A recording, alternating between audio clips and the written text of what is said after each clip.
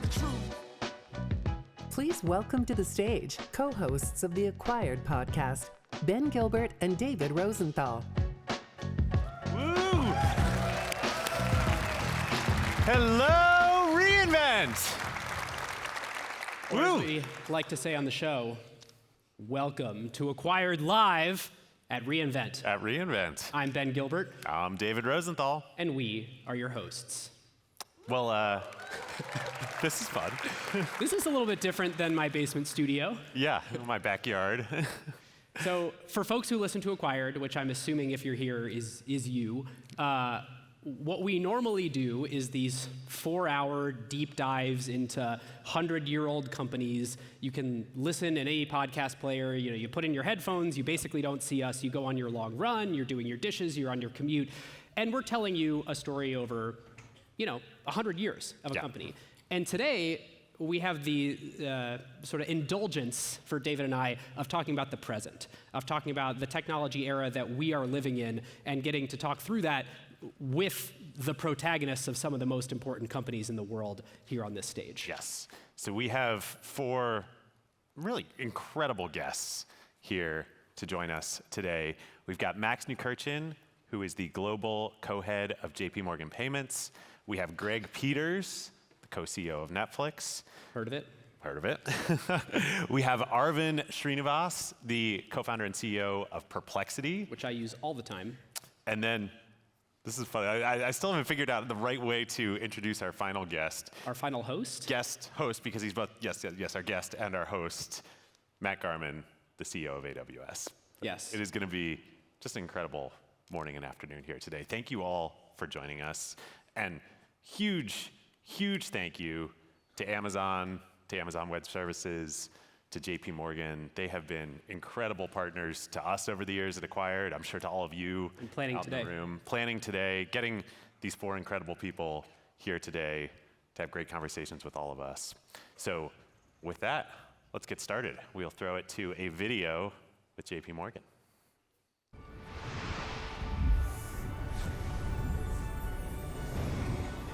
JPMorgan Payments is known in the industry for innovation. There's so many key trends that we are not only participating in, but driving. Every country has a rapidly developing ecosystem around payments. For us, it's critical to develop those linkages, to develop those products by country and deliver to our clients, who may be very large multinationals operating in dozens of countries. Because in JPMorgan Payments, we ultimately want to help our clients run their business.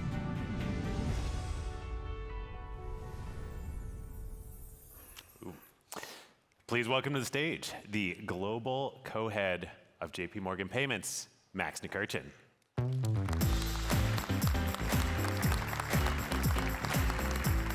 Max, great to see you. Good. All right, so we have to pretend we don't know each other well, and like we haven't been hanging out all the last few days at reInvent and doing JPMorgan meetups and everything. And hanging out at Radio City, hanging out at Chase Center. We just get to see you in the most amazing venues around the world. Chase Center in San Francisco, Radio City in New York, this beautiful old Italian theater in Las Vegas. It's a testament to our partnership. It is. We've done already so many things together, and you've been such amazing partners. So great to be here with you. Thank you. So David and I know the JPMorgan Payments story, and I suspect most people in this room don't, and they're kind of like, wait, there's this big, enormous fintech company inside of the world's largest bank, America's largest bank, not the world's largest bank, large bank. How did this happen? What is JPMorgan Payments? So we ultimately work with companies of all sizes to manage their money and move their money. So think about all of us. We have a bank account, we have cash there, and then we make payments out of it. We do this for companies of all sizes. And that means it's a bit more complicated because companies operate in many countries, they have different currencies, you have an entire finance department that needs access. So that is the service that we provide to our clients. And we do that at a massive scale. We process about $12 trillion on a normal day, up to $15 trillion on peak days. And that means that the world's GDP flows through our pipes basically every 10 days. And we do that also at a massive precision. So our efficiency and precision rate is 99.99999%, which is basically the same level as spaceflight or nuclear power stations operate at. That is the service that we provide to our clients to make sure that their money is safe and that we can do all of this that they need.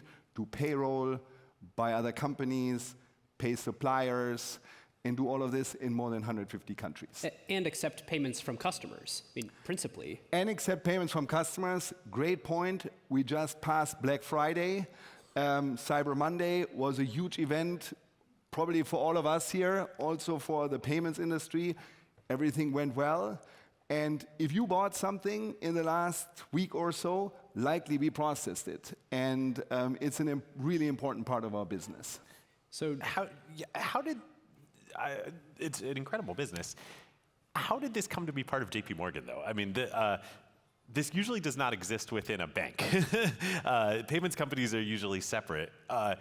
This is the result of a whole bunch of strategic decisions over the years by Jamie, by the leadership team, to build up this technology business within the bank, right? It is a business that really was built over decades. And we have invested over a long period of time to build out the technology to deliver all these services. Because ultimately, exactly to your point, this is a technology business that needs to work very reliably and constantly renew and innovate. We also did a few acquisitions over the years. So for example, our merchant acquiring business, that was an acquisition probably 10 years ago. And we also work with the ecosystem, the fintech ecosystem in particular, very actively. So we do not build everything just in-house, but we have a network of over 100 partners that help us deliver all these services and innovate for our clients. So one of the themes that we're going to be talking with all the guests today about is investing in the future. You talked about the incredible precision and being a giant incumbent. I mean, this is an $18+ billion business on its own, just JP Morgan Payments that exists within the bank. How do you think about allocating that next incremental dollar on innovation when you kind of have to protect this really durable, important franchise? Investments are absolutely key. One, it is a very, very competitive environment. So you need to invest to provide cutting-edge solutions. But at the same time, the payments world itself is also evolving so fast. It's scaling, so you need to make sure you keep the infrastructure fresh.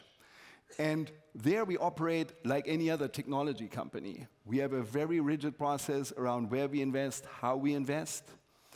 We absolutely continuously invest in good times and in bad times, because you do need this continuous growth in the platform to make sure that you deliver solutions. And by the way, we also make mistakes. So you do want to continue to invest so that you have a cutting-edge solution out there. And we think about investments for the future in 3 horizons. Most of our investment budget actually goes into Horizon 1, which is scaling the existing solutions, moving to the cloud. We have a fantastic partnership with AWS to make all of this work, enhancing the payment methods we offer. So that is probably the bulk of our investments. Then we have a second horizon. This is where we build new products, where we go to new countries, where we expand our network. Think about real-time payments, think about opening up new countries in the Middle East. That is there. And then the third part, which is probably 10-20% of the budget, is reserved for real innovation, because we are absolutely here to shape the future of payments. And this is where our innovation in blockchain technology, biometrics, AI, etc. fall. And all of this together continues the build-out of the platform. Well, it's funny. We wanted to ask you about blockchain, which in some ways it feels like, God, this is 2025. This is the wrong year to be talking about blockchain. It should have been 3. But it's actually, despite everything that's happened in the crypto markets over the past few years, it's become a big part of fintech and JP Morgan Payments. Tell us about what's happening with blockchain and why you guys have continued to invest in it over the past couple of years. Blockchain, as you say, is a very, very hot topic in payments at the moment.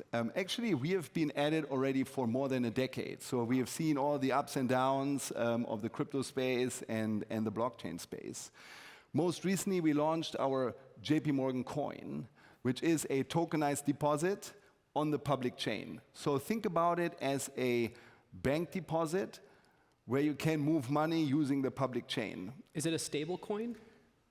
It is similar to a stable coin that it leverages the blockchain to move money, but it is different given that it's a true bank deposit, which means it's insured, which means that you can pay interest, and it also means that it's fully integrated into the JPMorgan infrastructure, and you have the full backing of the JPMorgan balance sheet behind it. And it's not a speculative asset, right? It's not a speculative asset. It's literally the same as putting your cash into JPMorgan.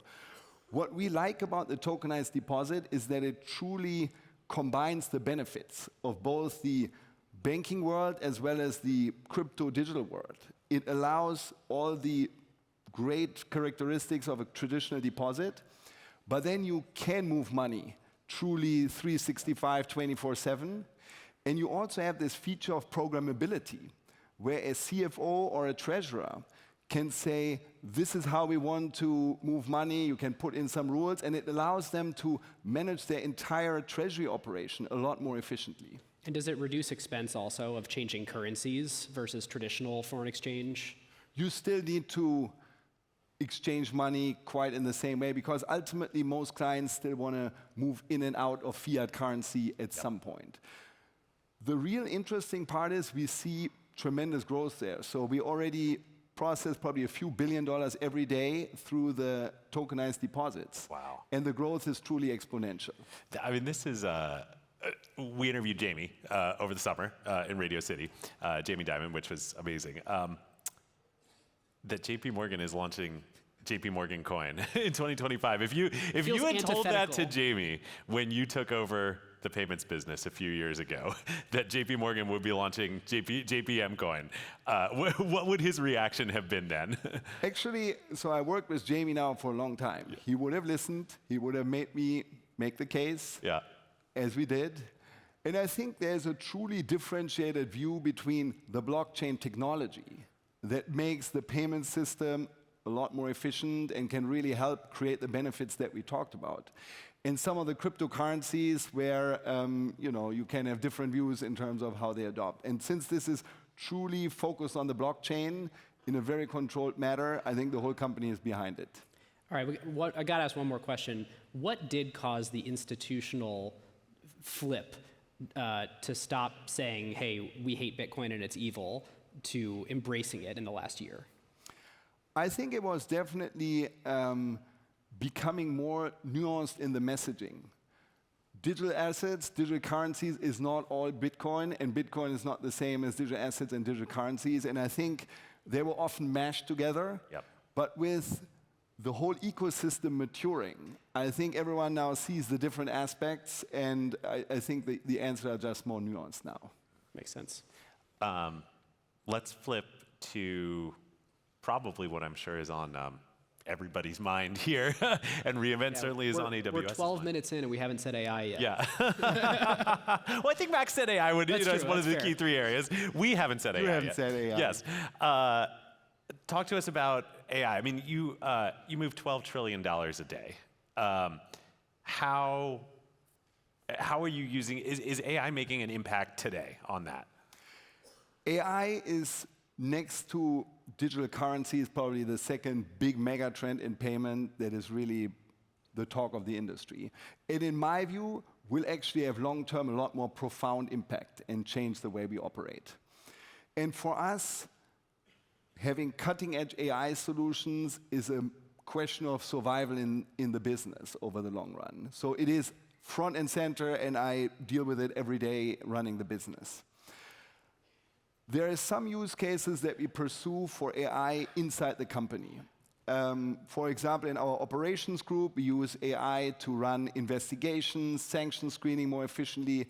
And it's more traditional AI, think machine learning, and we've seen really good impact already. So our volumes have increased double digits over the last 5-6 years, and the headcount only 2-3%, so you get true operating leverage. We're excited about this. This will continue. Same engineering productivity. Our engineers, use AI tools extensively, and it has absolutely made them more productive, better output, less errors. And given how big our agenda is, that is really, really exciting. And then it's also helping our sales team become a lot more targeted. You get signals, you know when to reach out to clients. So there's a lot of internal use cases that we pursue.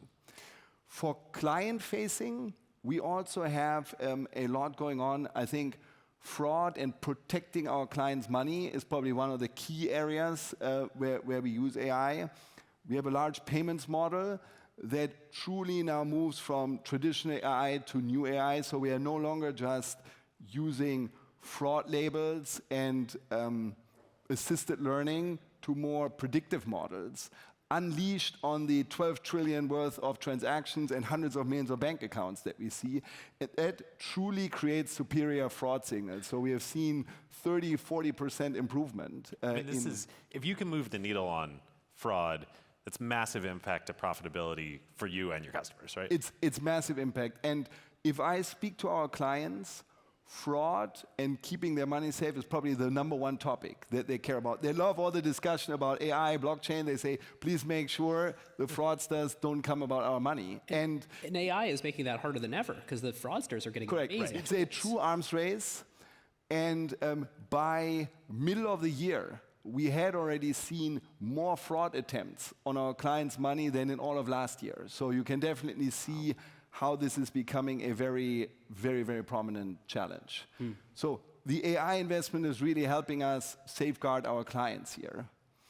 And then there's also solutions where we help our clients run their business better. For a CFO, it's, for example, a really hard task to forecast their cash flows, which ultimately tells them how much liquidity they need to hold. So AI can make this a much less manual task, much more precise, and ultimately help them save liquidity and working capital. So there's a lot basically in every aspect of payments that you can think about. Yeah. I mean, your biggest customers are merchants. So predicting their cash, I mean, we've studied so many merchants, retail companies on Acquired. Like the difference between a great enduring company and not is often cash flow management. It's working capital management. It's can you have a negative cash flow cycle? And especially with more and more payments happening real time and in the moment, you need to take quick decisions in nanoseconds. Is this fraud suspicious or not? So the bar is also raising from a consumer expectation standpoint, which makes AI and the ability it offers even more important.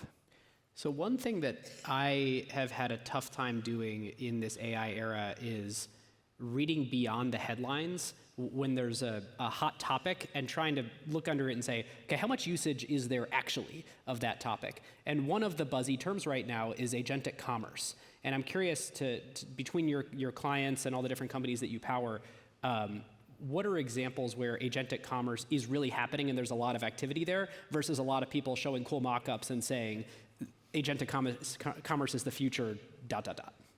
It's a great question, and agentic commerce definitely meets the criteria of a lot of noise at the moment. Even a year ago, barely anybody was speaking about agentic commerce, and today you see multiple announcements every day.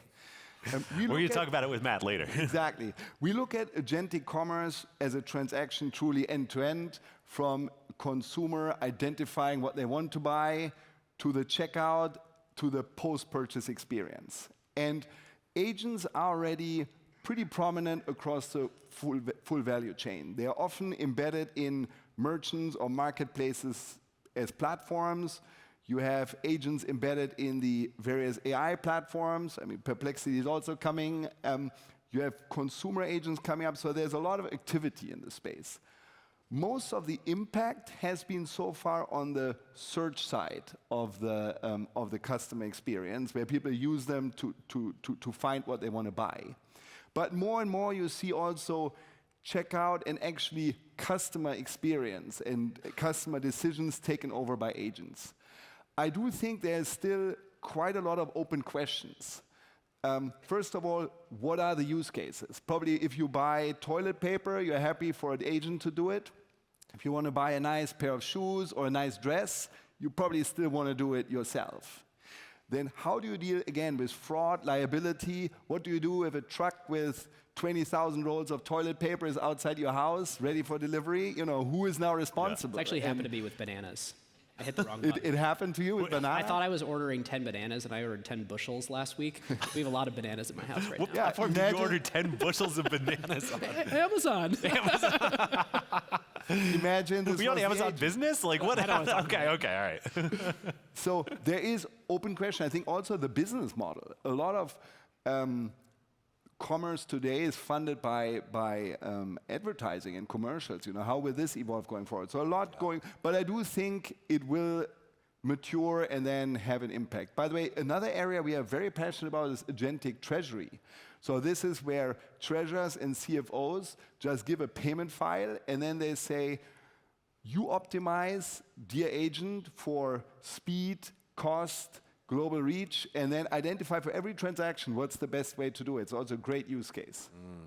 This is also, I imagine, an area where JP Morgan kind of like uniquely can create solutions for customers. Like, hey, optimize my treasury.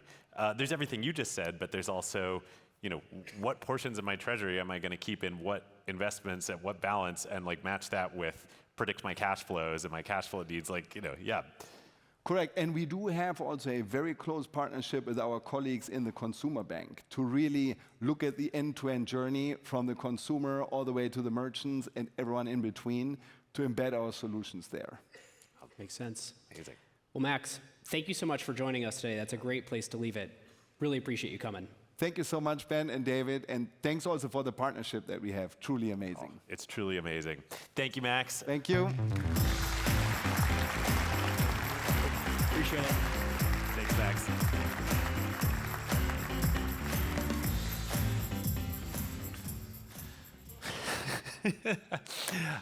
That was fun. For our next segment of the morning here, we have a company, this is appropriate on so many levels, has reinvented itself Ayo. at least 3 times, arguably 4 or 5, kind of from whole cloth. They used to ship me a lot of envelopes. And A lot of envelopes. More envelopes. Not a lot of envelopes. In fact, 0 envelopes these days. Yes. And yet, I consume more of their product than ever. As do we all. As do we all. So before we announce our next guest, let's watch a little video about the company, Netflix. This is the battle for hearts and minds. Building a real at-scale global streaming business is hard because you got to combine great tech product and great content. We're going to be able to move more quickly than other streamers as we leverage pre-existing tech and data science assets and expertise. This is furious action. That broadens the Netflix offering. I've been training for this all my life. We hope that, that ultimately reinforces our value as the most important service for your entertainment needs.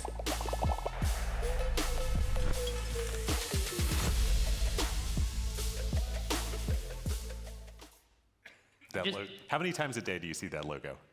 I mean, once, but like I do, I get the warm fuzzies seeing the rainbow Netflix. You're like so amped up for what's about to come next.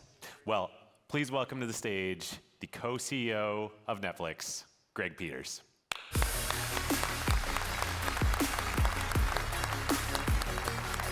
How's it going? Greg. Good to see you.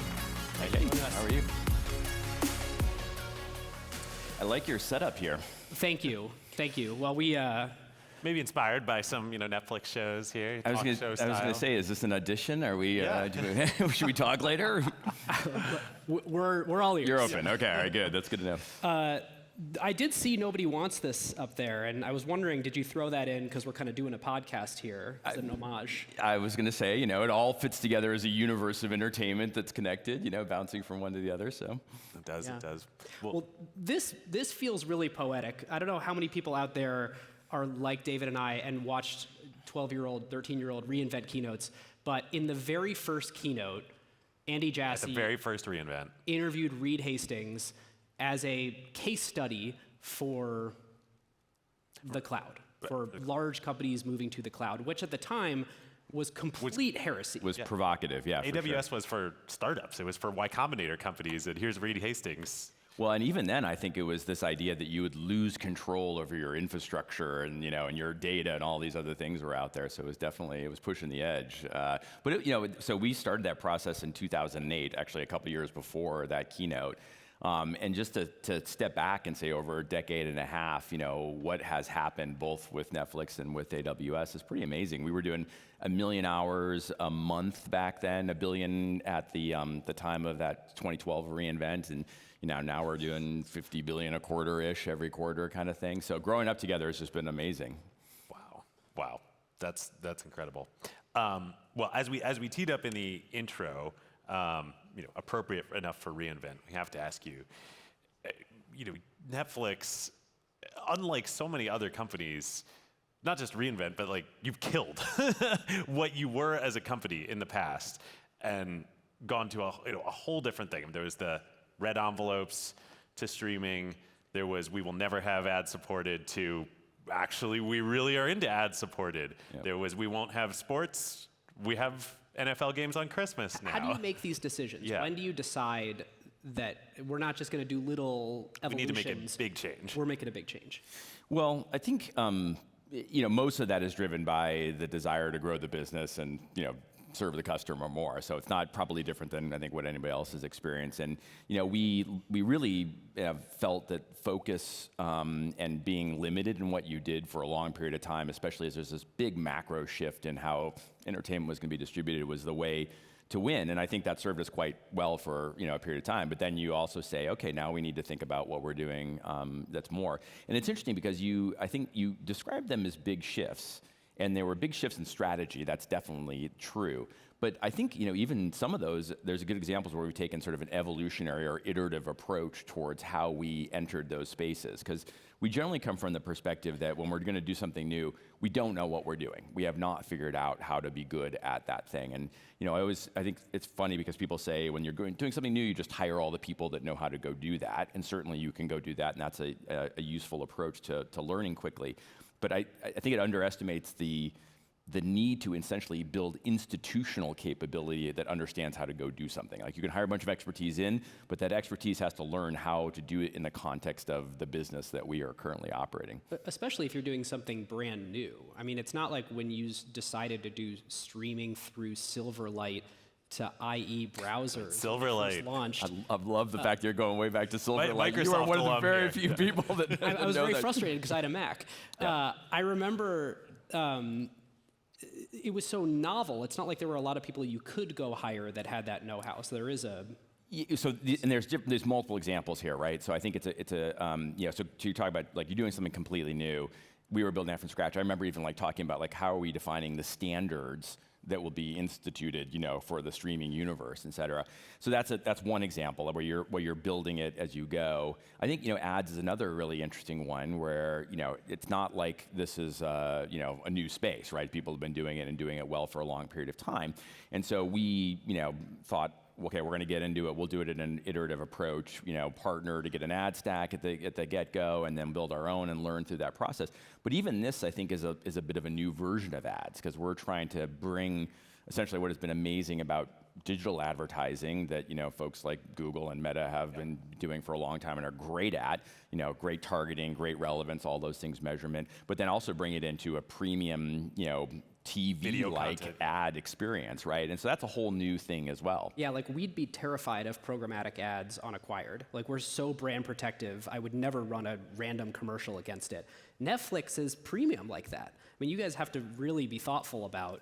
Yeah, and I think and that's some of the differentiation that we have, right? Because when you think of brands, what can they get from Netflix that they can't get from maybe some of those other advertisers, it is that that premium placement, the security that they have around brand. And increasingly what we're trying to do also is be able to do things that TV would never been able to do or not really to do at scale, which is bring brand aware, brand appropriate, brand sensitive creative into title-sensitive, title-aware creative and mash those two worlds up in a way that everyone feels super excited about, which used to be quite an involved process and take a lot of time, but we're seeing you can actually accelerate that. And so that sort of plays on that differentiation or magnifies And do it programmatically. Well, I think we're going to walk towards that way. So this is maybe the path that we see leveraging some of these new tools to get to, which is you'd start by taking what was an existing, call it 18-month process, heavy humans involved, right? And see if you can get that processed to like 3 months, right? And then you start to really build more iterations and then more data, and then you ask the question, okay, is there a certain set of situations or class of advertisers where you could actually make it truly automated, right? And so I think, we're not there yet, but I think that would be the path we would seek to go.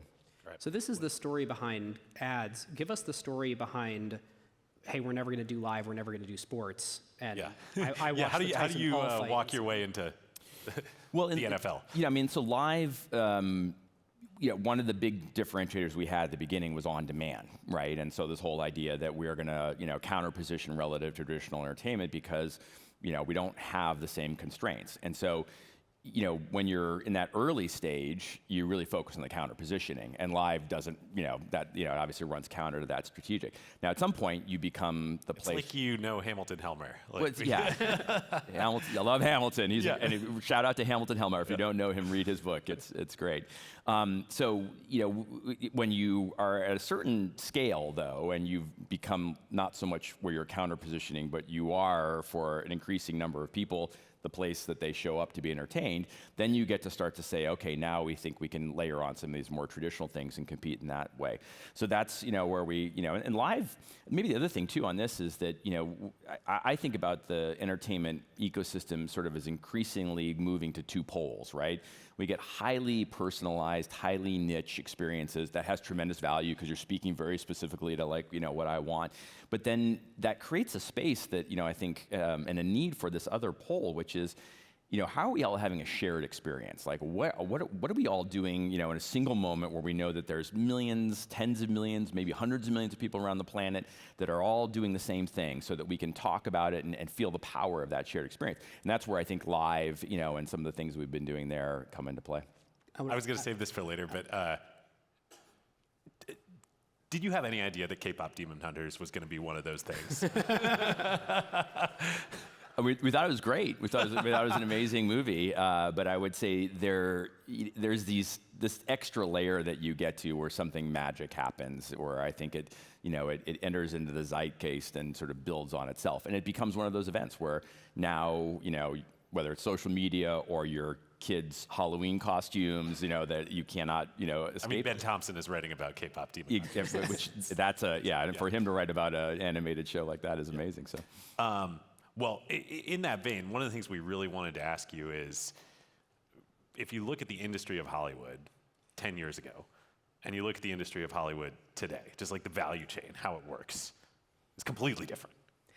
And I think arguably completely different. Most folks in the audience are not from the entertainment industry, so would you be willing to give us a brief primer on, here's how you make a movie or a TV show 10 years ago, and here's how it actually works today?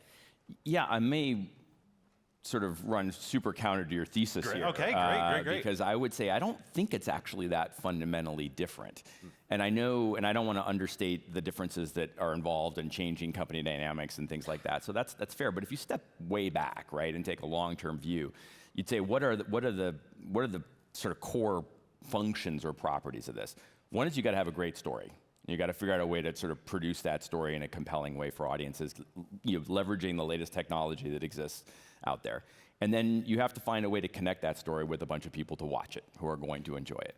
And you could, I think you could have used the words that you used around, several shifts, whether it's like adding sound to movies, talkies, right? Or television. Remember television? That was like, gigantic. And then, VCRs and DVD and so on and so on. So, I think we have a very compelling, very effective distribution model in streaming now. We're now able to build essentially a global entertainment network. And that means that creators, when they have that story, right, that's really compelling, we give them the tools to tell that story in an amazing way, sometimes in ways that they never could have before because we're up-leveling their production capabilities. But then we also then connect that story with the largest audience that show could have ever possibly have seen, right? I mean, we think about whether it's Casa de Papel or Squid Game. I mean, these shows coming from countries and languages that have found audiences that are global audiences that rarely happen before, if ever. And so in my mind, it's maybe a quantitative difference, if you will, but qualitatively the process feels very similar to me. I'll ask it in a sharper way. It used to be that the distributors didn't like to own all the risk and all the upside. And now it seems like Netflix and its peers want the risk and the upside. And you see less of these like actors or studios or getting big back ends on things. Does that feel like a fair characterization of what happened? Well, I think the reality is there's multiple models that are in play today, right? And so you still have, all the way from folks who will literally produce something on their own. They will budget the whole thing, and they will say, then I want to go see who I can sell this to from a distributor, all the way to where folks like us and our peers get involved at the very beginning and say, no, we will take the risk and we will support that. So one, there's just a diversity of approaches out there, which I think is very healthy too for the ecosystem, because we all know when you have an idea and you're trying to get that idea out there, having many varieties and paths to yes is a very powerful thing, I think, to allow that to happen. So, there are some, shifts in that process, but I think those shifts are also consistent with, some of what we see as like the value that we deliver and what we hope to offer, which is again about this. If we're excited about an idea and we feel really strong about the fact, like if we can pull this off with the creative partners that we've got, we think we can find a really big audience for this thing. So then it's appropriate for us to say, like, we're going to enable this to happen. We're going to lean in to make sure that idea doesn't die because it can't find funding in some other way. And then of course, we want to participate in the upside of that as well. And so then we get to these structures. Right. I mean, it is interesting. Of course, Hamilton Helmer has already come up once in this. For anyone who doesn't know, Netflix was Hamilton, author of Seven Powers, the great strategy framework we use on every episode of Acquired. Netflix was like the test company. baby, like the perfect company for developing the Seven Powers.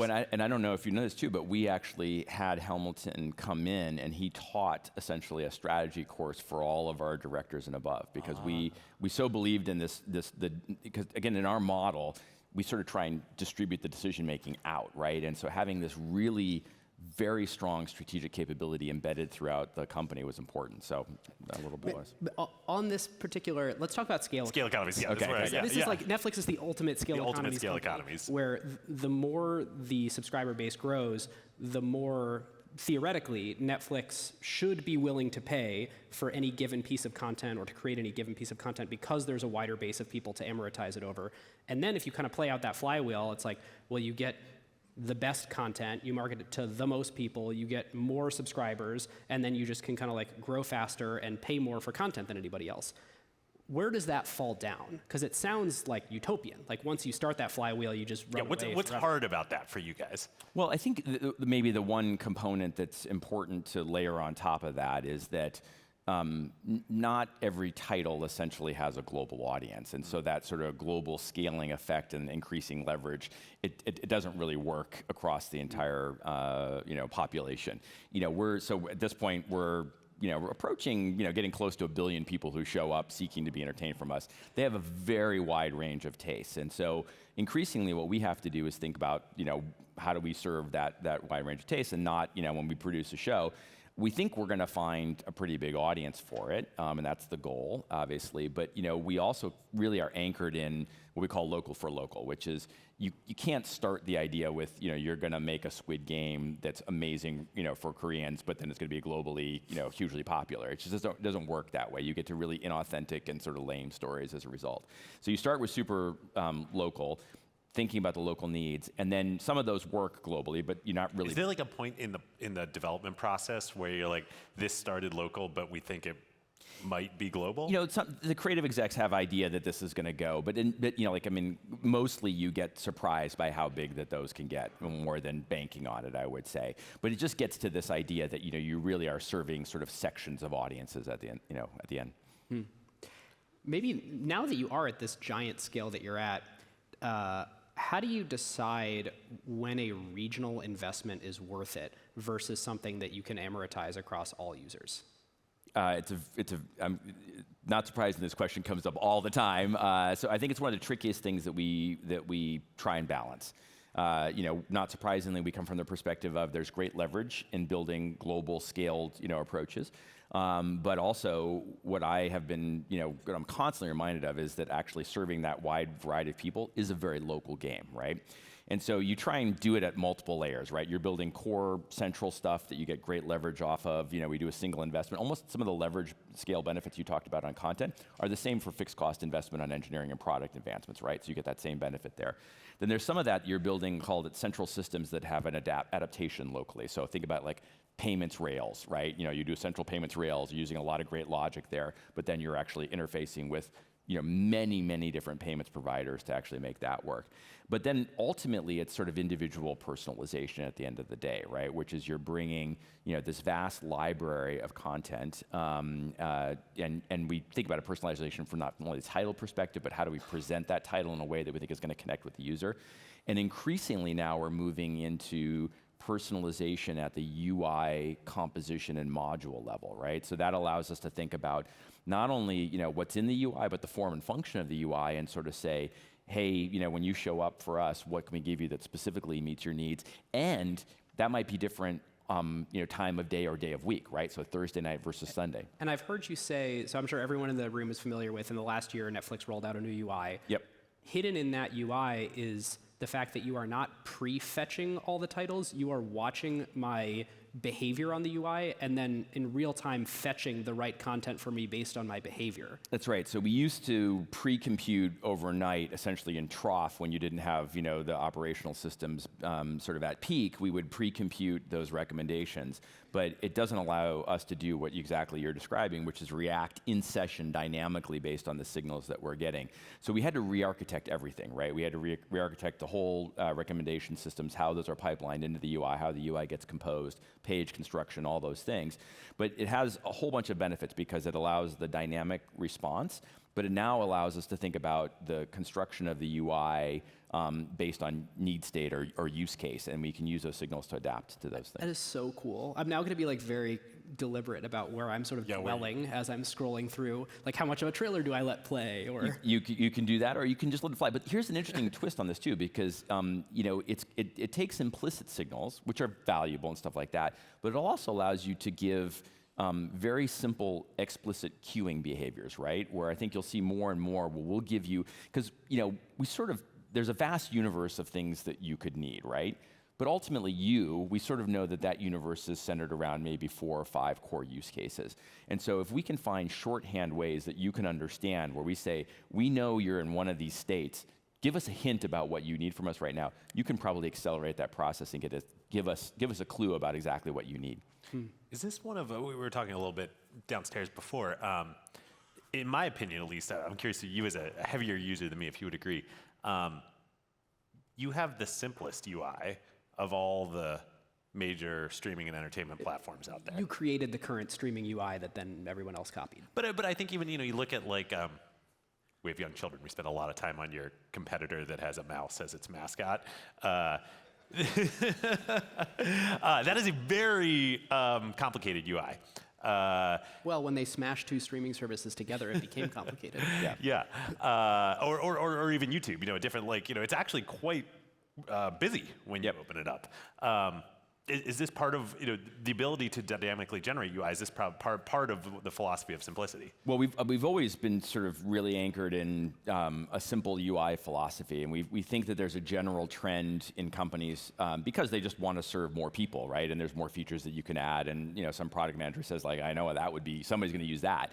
But we generally think that there's a tendency to overcomplicate and add, and so we always try to have this very strong sense that every feature has to earn its weight, right? It's got to be delivering value commensurate to its pixel allocation, its engineering maintenance budget, whatever metric you think. So we call this scraping the barnacles, right? Where you inevitably build things in where you think they're going to be big and maybe they're not, or they're big at a time and then they change over a period of time. At one point, I star rated thousands of movies on Netflix. It was your repository, right? Well, actually, and those aren't totally gone because essentially we mapped them into the new model, so we didn't lose that data, but we did find that a more simple model, believe it or not, and even it seems so trivial, right? Going from stars to just 3 thumb states essentially, but even that reduction changes how users engage and the amount of signal that you get, because just that much simplification. So, we really try and be, disciplined about pulling stuff back when it's not meeting that criteria anymore, so we can allocate those resources to something else that'll do better. There's a cool. This is not on your iPad, so go for it, yeah. you will not see this. We were talking backstage. I think there's a really cool story that I had no idea about how deep Netflix integrates with the partner ecosystem, and also just a cool story of technology abstraction. Can you share with the audience how many Netflix clients there are, how many you need to build, and two, how that happens? Yeah, when you say clients, we're talking about the devices that you use to stream to, essentially endpoints.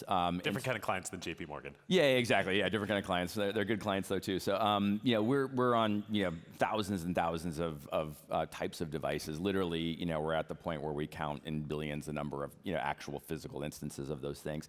But we got to this because we were talking about like how do you handle the diversity of this stuff, and the actual answer is we don't really have a lot of diversity. We have written an abstraction layer, essentially an SDK that we call the Netflix Ready Device Program, which we give to all of those device manufacturers. But really, maybe the fun part you're getting to is we do this at the chip level. And so, when a new chip tapes out that's targeted at TVs or set-top boxes or adapter products, when that's, by the time that chip tapes out, Netflix is already integrated onto it, and the latest version of NRDP is there. So that just moves through the value chain. If you're a television manufacturer, you're like the Netflix integration is already baked into the chip that you are buying from a MediaTek or a whatever. That's right. So 10 years ago, 12 years ago, the Netflix pre-integration was a feature, essentially, that when you were thinking about chip selection and what you were buying, you're like, oh, I just get the Netflix piece. I don't have to worry about that anymore, right? Now it's become ubiquitous. So essentially, I think it's become a must-have feature when you're selling chips into the ecosystem. Which is so cool. It's a great business model piece of leverage once you have it, too, because then those chip manufacturers need to do that in order to become valuable enough for their customers to buy them. Yeah, I think, and it's just, obviously what fuels it is the customer demand at the end of the day. That's the thing that matters, because the whole thing works because there's enough demand where a TV manufacturer says, that's pretty important for me to have that feature, and then that flows through the ecosystem that way. We spoke about this a bit with Max, and it's going to be a recurring theme here, and maybe this is the right time to bring it up with you. Agents and AI, how are you guys thinking about this? Like, is there a future that you're thinking about where agents and AI services for consumers are the ones that are bringing them content to consume? Yeah, I think of this more as maybe a software architecture question or first and foremost. So if you think about where most of our systems have been architected before, there's hard-coded business logic that essentially is calling out to services or whatever to execute that logic. And we're really pivoting more towards an agentic model at the center of that. And so you think about this as maybe like a member model that says, I understand a wide variety of data around how members behave, and I can think about how to optimize that for a certain set of goals. And so now that model sits at the center. It calls out to all these services. Maybe it orchestrates other models to do other things for it to achieve a bunch of different goals. But it really provides a tremendous amount of flexibility and adaptability to how you then extend those systems into new spaces. So things like if you add a new content type, right, and you want to do personalization for a new content type, it used to be that was a many-month process to stand that up, get data in, tune the models, figure out what's working, all that stuff. Now we can do that very, very effectively.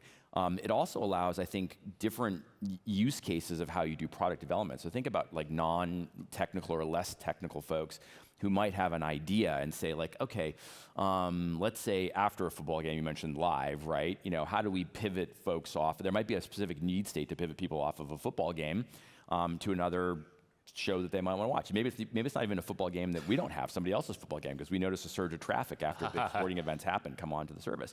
So that that product manager, let's say, or this merchandising person says, okay, how do we fill the football-shaped hole in your heart right now, right? And before, Thank you. Well, I got to say, as a huge football fan, thank you for quarterback and receiver coming out during the off season. Like it fills a That's little a way bit to of fill that your, hole in the heart. exactly. So, but doing that and flighting sort of a promotional model before would take a lot of work. You'd think about, okay, what's the universe of titles? How do you filter that? Maybe you put that into a title ranker or a traditional, sort of ML model to rank those in a personalized way. But now you can sort of have that person literally say, okay, this is what I'm trying to go do. Speak to that central model and have it sort of put together a bunch of stuff to try and solve that problem. And then these ideas sort of, they live or die, or they get, sort of elevated in the UI based on their utility to any given user at the end of the day. Netflix is famously on the cutting edge of machine learning. I mean, the Netflix algorithm, the Netflix challenge. prize. Have you the prize, challenge? That's right. Yep. Have you deprecated a lot of the older models in this world of LLMs? Well, I'd say we're in this interesting spot, and this is and you talked about evolutionary versus sort of revolutionary changes, right? Where this is an interesting model where I think there are moments where you really don't get the benefit of the new approach unless you really shift over, right? Cloud, I think, is another really good example. When we were doing that process we talked about, like from 2008 or so to shift over, unless you're fully on the new model, you really aren't reaping all the benefits. And we call this awkward period in the middle of Roman riding, where like you have one foot on one horse and one foot on another horse, and that's a place you don't want to be for too long. You want to minimize that. And so this is a situation where we think about leapfrogging essentially the existing approaches and trying to shift over. And usually this thing is really hard to go do because the existing approaches they're highly refined, they're very sophisticated, hardened, all the corner cases have been worked out. And then you go to a new approach, you're like, wow, we're super excited about what this could offer. But there's oftentimes like a tough transition in that approach where you're betting on the future and then you're saying, we got to get through an awkward phase to get there. But that's how we think about sort of shifting off of more. When do you guys unleash the chaos monkey? Is that what it's called? Yeah. Wait, at what point in the new technology onboarding process do you unleash the chaos monkey on it? Well, I think for us, that's a continual practice, right? Because that's how we ensure that we are resilient against a whole variety of things. And we really come from the philosophy that if you're not doing that constantly, you're just building in vulnerability and weakness. So I'd say that's an ongoing. And this is a process that runs within Netflix that is constantly just breaking stuff. At least I read this like 15 years ago. I don't know how true it is today. No, we still very much believe in it. Whether it's Chaos Monkey, which is called service level, killing service levels, or Chaos Kong, which takes out whole availability zones, and see if are you resilient to availability zone failover and things like that. It's a pretty crucial part of how we think about our reliability schema, and I would say our reliability, metrics tend to demonstrate the value of that. All right, this feels like this like funny question I almost had to ask you. There's 2 points of view. There was the streaming wars and they're over, and Netflix won. And then there's this other perspective that's like... There are a lot of streaming services out there. There's a lot of streaming services. A lot of them have really matured. They sort of consolidated into, I don't know about formidable competitors, but vertically integrated competitors. You've got YouTube. It is in some ways the most competitive media environment that has ever existed. How do you think about this? I would say it is definitively the most competitive media environment that's ever existed. If you think about the range of choice that is available to any given person on the planet for what they can be entertained with, there's never been this range of options available. And they're all, they're increasingly completely friction-free, right? You can, if you don't like what you're doing right now, you're a flip or a click away from doing something else. It's very, very simple. So in my mind, it's incredibly competitive. We've expanded the types of entertainment that are available to people too, right? Gaming. Yeah, games or social media, short form. There's so much that's going on, and so I think that's great for consumers. It's incredible, but it's also it requires us, our peers, everybody to basically be constantly reinventing themselves, pushing themselves to deliver more. Because if you stand still in this environment, you will have your lunch eaten for sure. Well, that feels like a great place to leave it. Greg, this has been such a blast. Thank you so much. My pleasure. Thanks for having me. Really appreciate it. It's been great. Thank you. Thanks, Greg. See ya.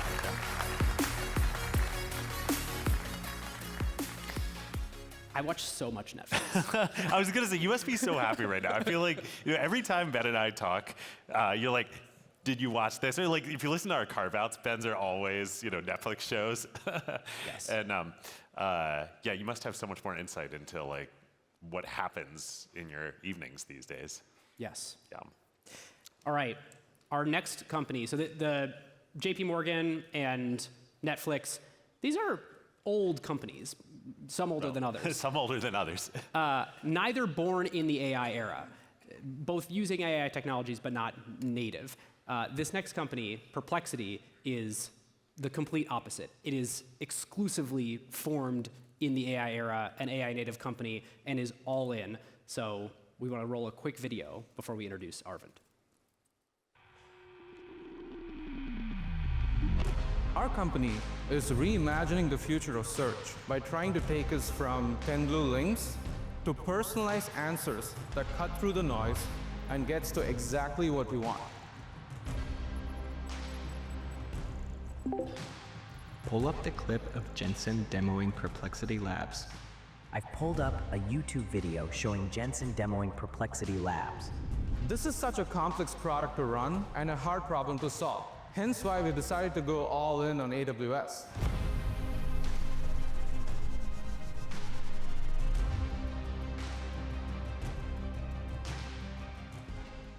Please welcome the co-founder and CEO of Perplexity, Aravind Srinivas.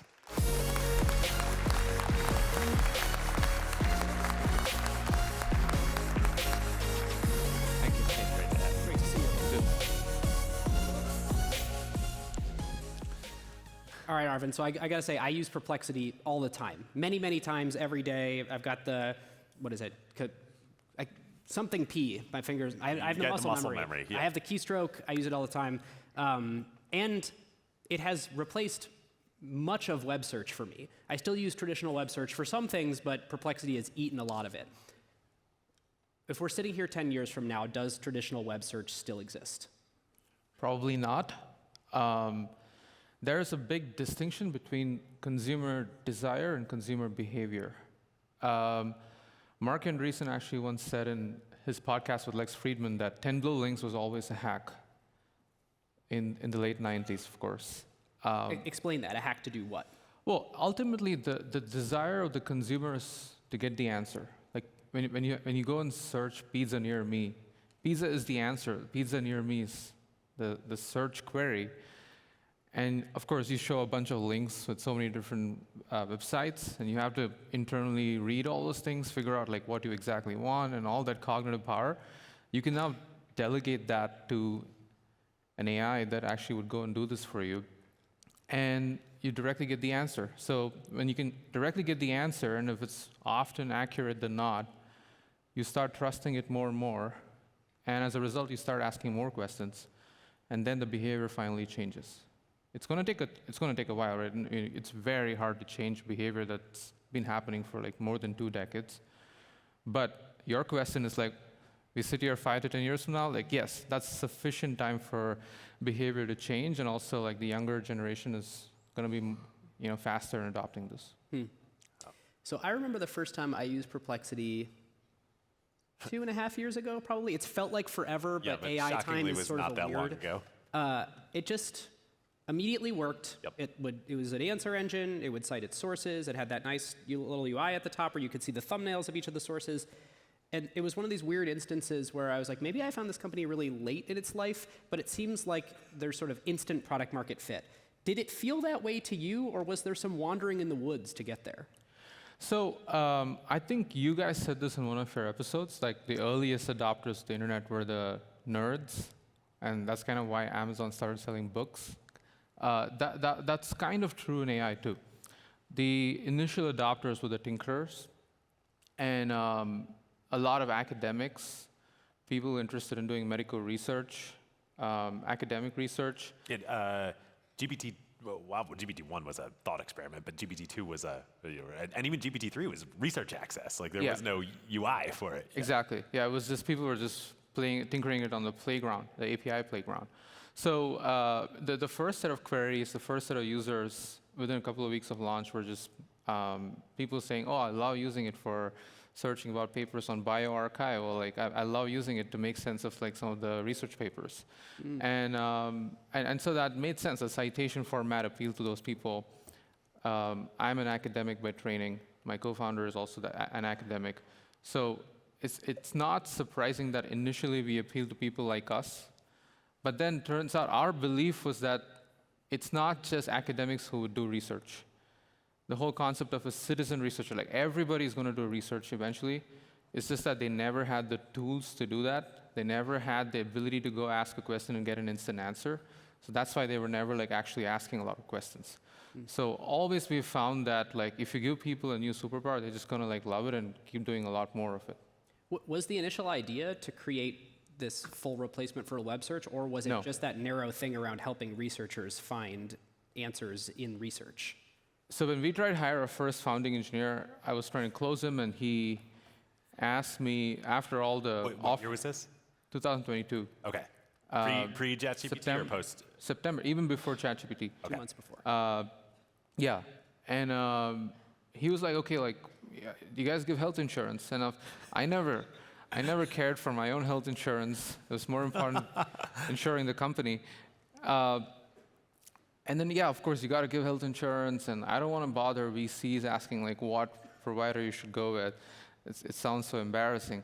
And then obviously, insurance is one of the most advertised keywords on 10 Blue Link search engines. So I thought it should be possible to have a tool. You're going to dog food the product. Yeah. So we built it for ourselves. We first built it without any web search integration, just ping a model and give an answer in a chat format, and obviously we couldn't trust what it said. And so we realized like you need that factual grounding.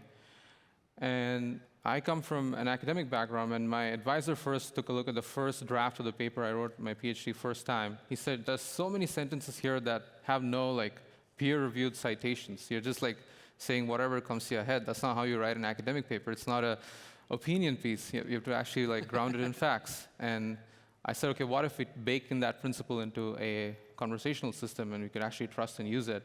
And so we built it for ourselves, and then turns out like a lot more people wanted it. Whether it's going to perfectly be the end of 10 Blue Link search engines or be a complementary thing, at that time we didn't care. We just thought it was useful, and like, let's get it in the hands of others and see what happens. All right, so we're here at reInvent. So I want to take a question sort of in the infrastructure direction. Perplexity is astonishingly fast. I mean, when I ask it something, it's a near instant answer instead of a like, let me think about that and synthesize information and write something for you. It's like, here's information. Why? How? Well, I'm glad you say that, because when I couple of days before launching the product, I sent it to one of my angel investors. He used it and said, you should actually call it a submit job button instead of a hit query button, because it's so slow. Takes 7 seconds. All the concepts that you're so used to now, where you stream the answer. You don't wait for the full answer to be decoded in the back end and just put it on the front end. You actually stream it token by token or chunks by chunks. All these were UX hacks we figured out very early on, because that way the perceived latency is what matters. It's not the real latency. If you actually measure the real latency in terms of time from first token to the last token, it's going to be pretty bad, even today. But what you want is the user to already feel like they got the answer while they're reading it. So for more complex questions, you need to have the model think for a while. Mm-hmm. So we innovated on interaction patterns like streaming the intermediate steps, which today is often referred to as chain of thought. When the model's not just doing answers, but like doing a bit of actions, stringing together tool calls, you want to show to the user what all it's doing, how hard it's working to actually get you the answer. You want to show the user all that. And I think the user gets some dopamine from watching the model in action. So we innovated on a lot of that. Of course, just core infrastructure, how you put the links to URLs in the index, how you cache them really effectively, CDNs, like obviously server-side rendering, all these things that you can do to just make the app feel faster. And of course, like famously keep the homepage as minimal as possible. Load time is very essential. Keep the cursor ready to type. There should be no need to put the mouse in the search box. Just have the user just start typing. All these subtle details matter. I have a question. While we're on infrastructure, I have a question I realized that I really want to ask you. We had planned to ask it to Matt in a minute. We'll ask it to him too. But which is from a technical infrastructure and sort of like a stack perspective, how do you build an AI company? Like, before AI company, I'm not technical. I could tell you how, it's like, yeah, you spin up EC2, you get S3, you get a database. Like, I don't think I could tell you. Like, how did you build Perplexity? Like, what is your stack? Well, it's good that we live in a world where cloud computing is already pretty mature. Unlike the past search engines, we didn't have to build our own data centers, servers, GPU racks, necessary databases, storage, Kubernetes. Like all these things are much more mature. Like distributed computing is a lot more mature. I think you were doing this with the Netflix co-CEO. Like Netflix definitely benefited from having access to AWS. So it's a similar thing that we benefit from, which is Perplexity is built on AWS. But you also need models and AI. Correct. So one of the most controversial decisions in 2023, early 2023, that I made is don't actually go and build your own model pre-training. Wait for open source to land. This was before even Llama 2 and before GPT-4, after 3.5. Almost all the VCs, when I go and meet them, they'll be like, do you train your own model? And it's like, no. And then you could immediately say they would look down upon me. And now everybody wants to back application layer companies because they know that this is so CapEx intensive. But I saw through that there'll be maybe 3 or 4 relevant players, and everybody else is going to really have a hard time. And there'll be a bunch of companies that would open source models. I didn't bet that it would be the Chinese foundation model labs. I definitely bet that Meta would be an important player. But all these things turned out to be right. Like the costs per token went down dramatically, the capabilities expanded dramatically, open source started closing the gap, and commoditization of the model layer helped an application layer company like ours to route across different models. Almost every 17 days, we brought a new model onto the product. Like a play on the famous Jeff Bezos quote, right? Your profitability is not the customer's concern. I always say internally, which model you use to answer the query is not the user's concern. No one cares. As long as they get a really great answer that's accurate and fast and trustworthy, that builds the foundation for asking the next question and next task. That's what really matters. And so we bet on that, and that turned out to be. When did you start building the model router? I think we started post-training it after Llama 3, I would say. That was when we thought it was decent enough that we could close the gap to 4.1, GPT 4.1, or Claude 3.5 at the time. But I always was comfortable with the fact that whatever model we post-train with the current best open source model, within 3 or 4 months, there'll be a frontier model from a lab that would beat it, and it's OK. It's totally OK for that. We still benefit from having better margins by serving our own models for easy queries. So you do your own post-training on Perplexity proprietary.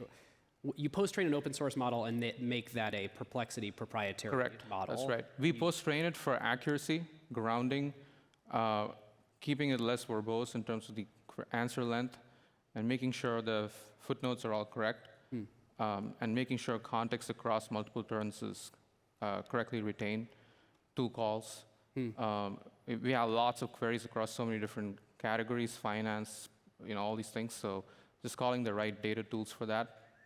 So you've raised billions of dollars, at least I think billions. You've raised a lot of money. Yeah. Given you're not building your own frontier model from scratch, what actually are the most expensive things in building Perplexity in the business?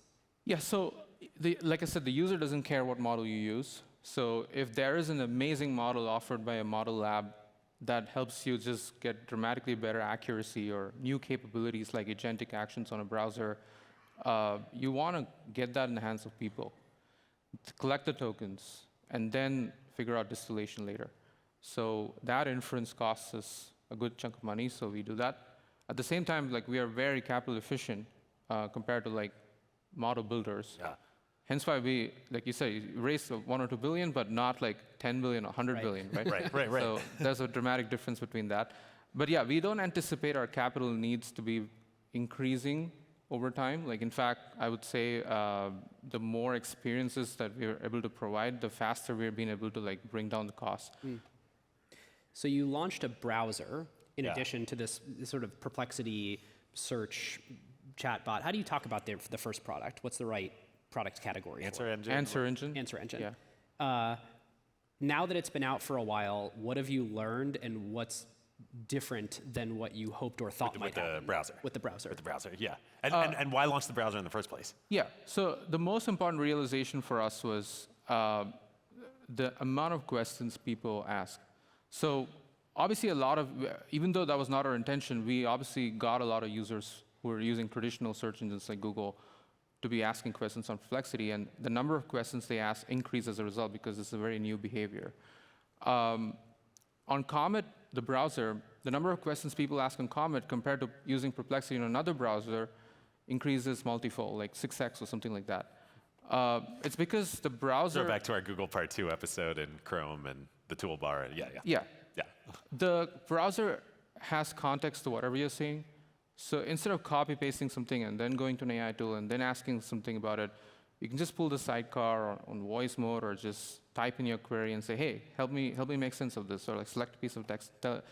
I don't quite understand that. Actually, can you pull this up and just send it as an email to my colleague and schedule a meeting on that to discuss further? All these strung together orchestration of actions and research that is contextual to what you're saying. These are questions that you could not ask before on a standalone tool that's not personalized to you. It works the same way for everybody, but now with the help of Comet, you have a personal assistant. I actually see it more as the way to build a real assistant that has agency and context that you have. And so it's able to like do actions for you and understand you well. The problem of memory in AI, imagine an AI having access to all the tabs that you use, your browser history, your past questions, your calendar, your email. That's the only way to build a really useful assistant. And so that was our motivation with Comet. Do you, try to think of the way, ask this in a way you can answer. Could you imagine a future where you follow the Google playbook and there's more products and services that you would launch? Like, do you want to build out a whole suite? Or like, how do you think about a strategy of doing that versus not? Yeah. Actually, like you guys did this three-part series on Google and like how you talked about all these ecosystem of products they built. So I think there's only one other company that's done this really well, which is like ByteDance, I guess, right? Like, and I've always thought like, why is there not a ByteDance of America? Like why not like build a lot of different products together and connect them well? And here it's like you could say Google, Apple, Amazon, they've all done it really well. So I think there's certainly... But Google's really done it, at a scale that nobody else has. Exactly. Nobody else has 9 billion user products. Exactly. So I think it's certainly doable. It takes time. You got to play the long game. Like when you do it at the stage we are in, which is 3 years old, everyone's going to be like, oh, look at this company. Like they haven't even had like 1 billion user product yet, and they're already out there building the next set of things. But it's the rules of the game now. If you're planning for the 10-year journey, like you obviously want to build a tight ecosystem. So the way we think about it is we don't want to launch yet another product for the sake of it. Comet was not yet another browser. We think it's the only way to build a really good personal assistant. So whatever helps us build that truly general purpose assistant that helps you and is really personalized to you and helps you make your decisions, if another product can help us do that better than our current 2 products, we'll absolutely do it. So there's a lot of founders in the audience today, and I'm curious, you're only a 3-year-old company, but you're sort of this like successful incumbent AI company. What have you learned about building an AI company that you want to share with people that is different than the classic entrepreneurship advice that was given in prior eras? So I would say like, move fast and break things, or like have a long-term vision. All these are like all the usual advice you read everywhere. The one thing that I keep going back to as far as entrepreneurship goes is the single biggest determining factor is your grit. Like you just have to be extremely determined. Nothing else matters. Like the true test of an entrepreneur is just your grit. Because things are not always going to go up. You're going to have like obstacles. You're going to have moments of doubt. And every great company has gone through like difficult moments. There's this famous story where Amazon stock almost went down to nothing during the dot-com bust, and then it went back because they figured out AWS. So I think all these things... Well, and retail for a long time in between. Yes, exactly. But yeah, I mean, Amazon did a couple of convertible debt offerings. 2002? Right after going public, I think, and like that hadn't happened, like we wouldn't be here today. Yeah. Yeah, I think that's probably my biggest learning. Like, just get back to the whiteboard and think through the problems from first principles. And by the way, I listen to your podcast, pretty much all of it. You've done like such incredible work. Oh, thank you. That's a lot. Thank you. And so you're a busy dude, so yeah. thank you. No, actually, I use it a lot for my own like strategy, like thinking. Though the one thing I wish I could do is I could just have Comet listen to you guys and then tell me exactly what to take, because hey, we have a business model here. No, maybe we can talk about this. Sometimes like the episode you did on Rolex is like 5 hours, and man, I want to learn everything. But Arvind, we've posted transcripts on our website. I'm absolutely certain that those have been sucked into Perplexity. Yeah, but the reason I like listening to your stuff is there's a lot of the depth you go into is really good. So that's kind of how I deal with my own questions, like Comet, Perplexity, and Acquired. Yeah. Well, that is a great place to leave it. Arvind, thank you so much. Thank you. Thank you. It's been a blast.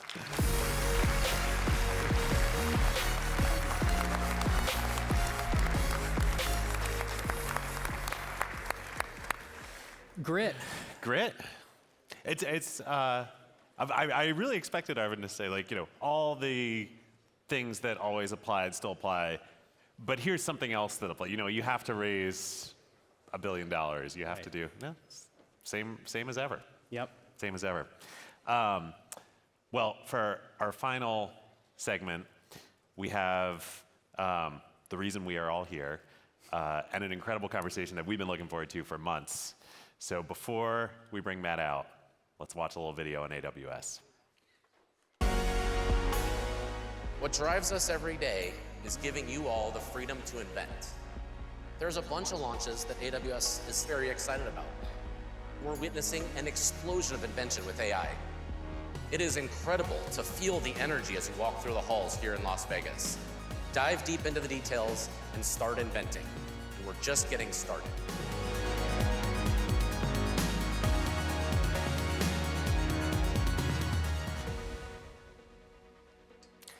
Please welcome the CEO of Amazon Web Services, Matt Garman. How's it going? Matt. Good to see you. Thanks for being here. Nice to see you. Yeah. Well, hope you've been too busy this week. No, just been hanging out. I was out by the pool. Nice. Let's see. I've seen you on Jim Cramer. I've seen you on TBPN. No poolside in either of them. No. How many of these media things have you done so far this week? I've done a bunch, but it's awesome. It's such a great opportunity. It's so awesome to have all of our customers here. And as I think I just said in the thing on the video, and hopefully you guys have experienced, the energy and excitement that we have when you get this many people together, not just to learn about AWS, but they learn about our partners, they learn from each other. It's a cool opportunity. Then it's been fun to build, and this is our 14th year. I remember the first year here, I think we had 2,000 or 3,000 people, and I thought it was crazy that 2,000 or 3,000 people would get together to talk about our technology, and we've grown since then. If you had told somebody back in the .com era that in 2025, Amazon would be convening 60,000 developers in Las Vegas. Yeah. It's a lot of books or something? Yeah. What's the, that would not have I distinctly remember when we launched AWS, we went to, I can't remember what conference it was, but like we had one of these like booths, right? That we were saying like, hey, we're starting a new thing called Amazon Web Services. People are like, why would I buy computers from a bookseller? Like they were very confused for a while, and we eventually got them over that, but yeah. All right, so I wanted to start today, we've been talking a lot about AI. I wanted to ask you if you could honestly put yourself in the headspace of summer 2022, before the ChatGPT moment. And if I had come up to you and said, hey, Matt, we're going to talk on stage at the 2025 reInvent, what do you think we'll be talking about? What would your honest answer have been? It probably wasn't going to be AI and agents necessarily. But I will say it may have been AI, because I think we were at the time, even in 2022, like if you go back another 10 years, maybe not, but in 2022, we were very excited about the potential of AI and saw where it was going to go. Do I think it was going to be as it is right now? Of course not. and I don't think anyone would have projected exactly that. But it wouldn't have surprised me that it was a main focus of what we were doing. We already had SageMaker. We already had a bunch of the things that we were building. So I wouldn't have been surprised that in fact, I probably would have guessed it was bigger than it would have been in 2022, that it was a bigger focus for people today, because we saw some of the early machine learning benefits, if you will, of the technology, but nothing like it. I think there's some other areas that I would have expected that have actually grown faster that haven't, and they'll get there. But I would have thought robotics would have grown faster than they have today. Actually, it's gone a little bit slower than I would have thought. In fact, I think I can't remember what we actually launched a service that was early. It was just ahead of its time, called RoboMaker at the time, that didn't take off because it was just robotics weren't ready for it. But yeah, I think that's some of it. But I will say it's that, and some of the challenges that our customers are facing today are remarkably consistent. We often say today less than 15 to 20% of workloads have actually moved to the cloud from on-prem. Still. And look, if you looked at, if you saw on Monday, we blew up a bunch of servers. I don't know if you saw that video. But that's all about like getting rid of tech debt and helping people migrate off of mainframes and migrate off of, like, that is all the same. Like, people back in 2022 definitely wanted to get off of Windows and VMware and mainframes, and they have. A lot of them have, and there's still a bunch there. It's funny, one of the principles, every time Ben and I make an episode, we try and, we're only studying the greatest companies in the world, and we try and take something from every company we study and just, bring it to our little operation here. And one of the many that we brought from Amazon and Jeff is what's not going to change. And we're going to spend a lot of time talking about AI and agents and all that, but even if that hadn't happened, people are still going to be moving to the cloud. They are, and 10 years from now, people are still going to be moving. Actually, it's funny. Some people were saying like, "Hey, you know what? I have a bunch of these enterprises," and I think there's some analysts were saying this, and they're like, "Do you think next year when you come here, everybody will have moved to AI?" I was like, "No, no." Look, only 20% of people on cloud. It's been 20 years and everyone hasn't moved to the cloud yet. And for those people whose data is still locked in a mainframe, they're definitely not jumping in and getting value out of AI yet. When is the last year you will be moving people to the cloud? I don't. It's not going to be 2026. I'll tell you that. There's a long runway ahead of us for sure. Give us a sense. I don't know if you want to frame it in terms of revenue or workloads or compute. How much of AWS right now are AI things, AI applications versus? I actually think that question in some ways is getting harder and harder to answer over time, right? I can tell you that AI and Bedrock is a multi-billion-dollar business. I can tell you we sell GPUs, but I do think that is in some ways kind of undersells the impact of it, right? Let's say you have an application like Workday that has AI assistants in it and agentic workflows behind the scenes and et cetera. Is that an AI application? Does all of Workday count? Do you just want the GPUs that they're running? What counts as AI? And so we see a massive, if everybody's storing stuff in S3, right? And some of it's vector embeddings, but some of it is referencing their objects, and it's driving them to get more of their objects into S3. Is that an AI workload or not? I think, and actually I introduced this in my keynote last year, and I think it's more true than it's ever been, that it really is this concept of inference as a building block. There are AI applications, right? Aravind talked about Perplexity. That is an AI application, pretty much. But I think increasingly every application will just have AI in it. There's not a database application. There's not a storage. I mean, there are, right? But everything's just a database with a CRUD wrapper on top. but these are just components that you go to build interesting customer experiences or value or whatever. And when you think about Chase payments, is that a database application? No, it's an interesting payments application that does really cool things. Right. Is it going to have AI in it? Yeah.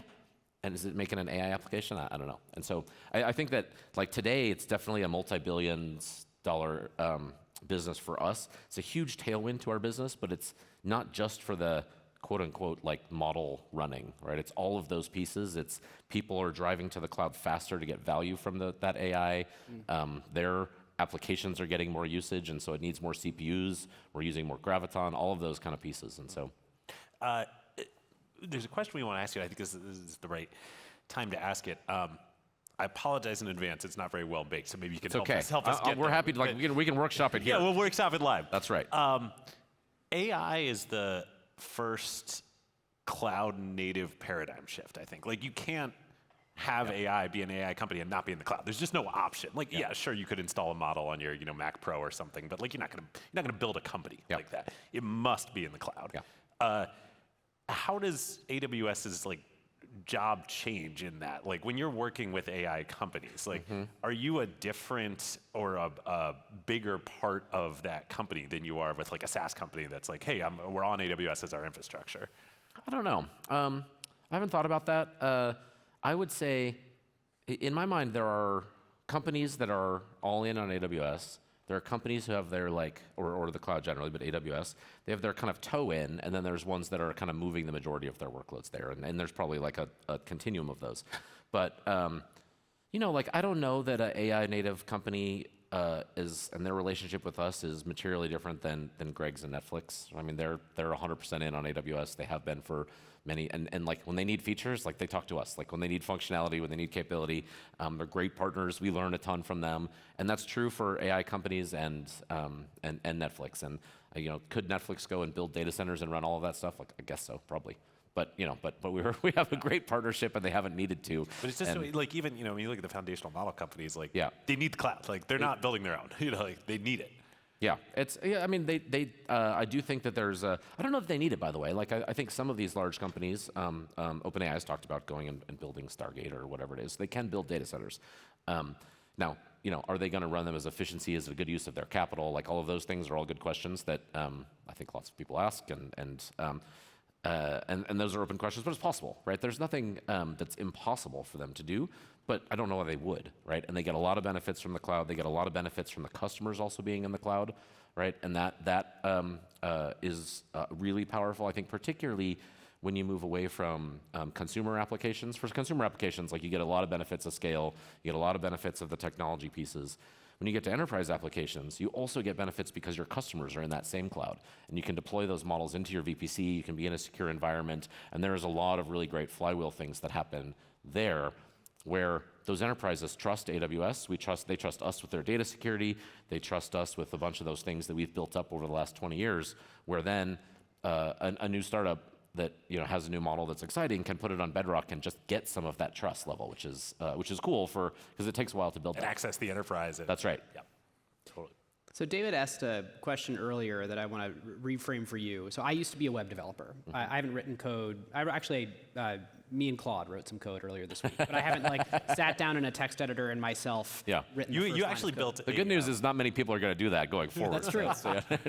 Acquired has never had a piece of software, We do really, have a software suite now. we now have like a software, a Claude-generated software Pile of scripts that I run to do things. Good. I'm not going to ask you where you deployed them, but I hope it was on. They're not deployed. Oh, okay. No. They're just not public We'll talk facing, afterwards. We'll get you an account manager. Okay.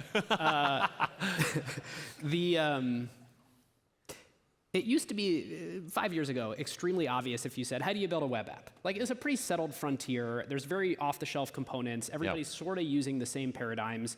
There's languages, there's frameworks, there's S3, and there's EC2.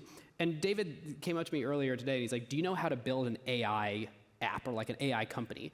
I was like, I don't actually know what the core building blocks are. I mean, I know there's these models. Do you feel like all the cards just got thrown up in the air? No, or is it actually I mean, yes and no. Like, I would say that there's a couple of pieces that I would say to that. I think on the first part, like, I would challenge you to build like an interesting AI app without using like some sort of compute and storage and databases. Like, you probably not. Right? It turns out that all of those things still need that because it turns out that like, when you have like the front end of a chatbot, like CPUs are the most effective way of rendering that web page. Like, it is. That is true. You're going to need a bunch of storage. So all of those components are the same and similar. And I remember actually, and I'll just like it as an aside, I remember when mobile first started getting big, and people were like, we need to build mobile building blocks. And then I was like, are there different servers that you need for a mobile app? And it turned out no, actually. It was like, there's some like front-end development tools and things that were different, but like, not really. Like, you still needed compute and storage and databases. And now in AI is different in that I do think, and this goes back to what I was just saying earlier, I think inference is one of those new building blocks that was never a developer building block before. So it's like the world invented a new Lego. You had all your Legos and you could build whatever, and they've now invented some new Lego that was never possible before. And you're like, whoa, that is a cool new Lego. I can build incredible things with it. I still need all the other Legos I had before, but now I can take this one and build some super interesting things with it. And agents are kind of an extension of that, where now you're going to be able to build completely new experiences. You're still going to, like, it turns out like Lambda is actually a great execution engine for a lot of agents workflows, where you can call the model and do stuff, but you actually need a compute environment to go do that.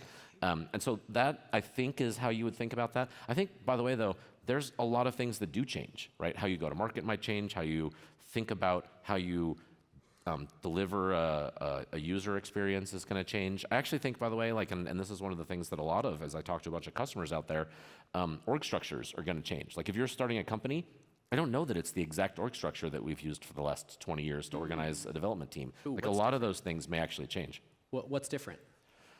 I think you can deliver with much smaller teams. So, you know, a huge effort that used to take dozens, if not hundreds of people, may take 10 people or 5 people or something like that, and you can deliver just as much and maybe faster.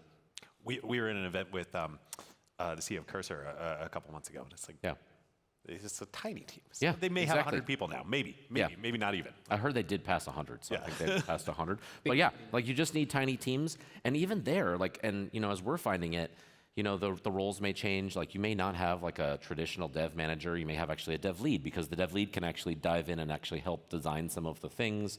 The whole org structure may just change. I don't know the answers to that, but with those capabilities and how you think about that software development lifecycle, I think a lot of those things will change. I mean, I got to imagine there is no more exciting thing for Amazon and AWS than the invention of a new Lego, like a new Lego block. Yeah. Like, that's like I mean, this happens every 20 or 30 years, and like, this is the biggest needle mover that could happen for your business. Yeah, well, it's both exciting for a business perspective, but I will tell you, like, it's exciting because it means you get to go build new things. Like, it's not just like polishing the old thing. Like, part of why everybody, like, why I think reInvent is so popular with a bunch of people is that when we first launched it, we didn't launch this as a marketing conference, as like a traditional kind of like, and those are popular, and lots of people have those marketing conferences. But if you go and you look in the hallways out there, right, it's like people on their laptops, they're out there doing work sessions, they actually are doing hackathons, like we're doing, like, this is meant to be a learning conference where people can learn how to use new technologies. And most of the sessions here are not given by Amazon people, they're given by customers who want to share what they've learned. And when there's a new building block, like, developers' eyes light up. They're like, woo, what can I build with that? And so it's for me, it's exciting for that. Like, it is a great business opportunity, don't get me wrong, but like, that ability to go build some really cool new things like Perplexity, that wasn't a possible thing that you would have built in 2022, and now it is. It's pretty cool. Yeah. So you're one of the most important platforms in the world. The job to be done of a platform is to build a set of capabilities that other people can build things on top of. Yeah. Sometimes that means building your own either demonstrations of those capabilities or just extending the layer a little bit and doing some of the applications yourself. Yeah. And some of the agents you announced earlier this week are an example of that, where you sort of have a first or best-in-class version of it. Yeah. Philosophically, how do you decide when should we do this and when should we leave it to customers? Yeah, it's a good question. And by the way, there is no magic answer. It's not like there's like a very clear, cut and dry answer for what that is. We always think that our ecosystem of partners is an incredibly important and impactful thing for growing our business and for helping our customers. There's a cool stat I saw earlier this week that partners usually drive about $7 of revenue for every $1 of revenue they drive for AWS. Just like, that's pretty awesome for them, and it's like a huge opportunity for everyone. And we think about how we deliver value up and down that entire level of the stack. And if you think about, it is a funnel of the like number of opportunities, right? Because if you think about that top layer that's driving $7 for every dollar, that is just a massive, massive business opportunity. And so there are thousands or tens of thousands or hundreds of thousands or millions of applications at that level. We think we'll have a couple of successful ones up there. And we do today, right? And we will continue to have a handful of those. And you mentioned we launched things like our frontier agents in the software development space. At that top layer, you know, and we think about where can we add differentiated value. But it is a funnel. Like, you go down to the bottom, there's cloud, right? Like, and then you go up to this next layer, and you will take whether it's models or databases or other kind of pieces or analytics engines and things like that, where we do, you know, compete with some of our customers, but in a very like positive way for both of us, where if you land on MongoDB, or you land on Snowflake, or you land on Databricks, or any of the other partners at that level, great. As long as it's running on AWS, Yeah, like, you're we still love running that, on right? AWS, And you're And like, by the way, heads, I win. and we Tails, I win. well, and we have but we have a lot of products in that space too, right? We have tons of customers who love using OpenSearch. We have tons of customers who love using Aurora and all of our stuff at that level, and we compete at that space, right? And but there's a real kind of partnership there where everybody is growing huge, really successful businesses at that level, and there's dozens, maybe hundreds of companies at that level, and then you go to this top level, and that's where there's millions. And so that's where, at that top level in particular, I think we're going to build stuff at these first two levels, like for most of those things. And we'll compete with people, but there's not that many things at that level that just doesn't make sense for us to not have a native solution for. And customers always tell us this, right? Customers are going to demand it. They largely say, like, I want you to deliver something of that. It's a good thing you have Redshift. Yeah. I think if you go to this top layer, there's lots of things that, there's no way that we could possibly build all of them. And so we build some where we think we have a particular, either a competitive advantage, or there's something at Amazon or AWS where we have an expertise and or a different way of approaching the problem that we think delivers differentiated results. I think actually one of the things that Amazon is particularly bad at is being a fast follower. Like when we try to copy someone, we're just bad at it. And so we just don't. But if we can innovate and we can go build something different or that we think is differentiated. A couple infamous Amazon products from history, but I'll we're not great at it because we actually, when we should fast follow, we still have this inherent thing like we should do something different, and then we usually mess it up. So we just don't. We're just bad at that thing. But when we think first principles about solving a customer problem and we can do it differently, take these kind of frontier agents where like we know developers, like we really know what they want. We understand AI. We see some of the struggles that they're having with the first generation of AI development tools, where kind of vibe coding is good, but gets you to a place where it's not structured, it doesn't help you develop in an enterprise environment, it doesn't allow you to really have agents go and be autonomous and drive fast. And we saw some observations. We think that we have some ways to differentiate and deliver that. And we have the same thing about cloud operations, right? We're thinking about a DevOps agent, and they could go and autonomously go and help you find problems in your infrastructure. Like, we have a lot of data there. We have a lot of knowledge about what best practices are, how we can help you do that. Same with security. We think we do some of the best security work in the world. We see more problems than anybody does. We have solutions across them. We think we can deliver a differentiated product in those spaces. And so that's when we go after it. And we're not always right. We don't have a 100% batting average, but that's kind of how we think about it. I like your 3 stages of the funnel. What stage do you think agents are? They're not the bottom. They're not the cloud. Yeah. Are they the millions or are they the I think thousands? the agents, so if you think about that, they're definitely at the bottom. I think agent core is that middle layer, right? And so the agent core is these building blocks where it's like you have a secure compute environment that you can run your agent in that gives you like an isolated compute environment. You can do gateways where it's like, okay, you have permissions, and so your agents can go talk to other agents that can talk to tools that have fine-grained permissions, et cetera. So all these kind of building blocks to go build the agents on, we kind of think is somewhere in that middle layer. It still builds on our core building blocks, but it really makes it much easier and more secure to build like a wide range of agents in a real enterprise world where you can have an audit log, you can have controls, you can do a bunch of the things you want to do. And then the actual agents that people build are probably more at that application layer.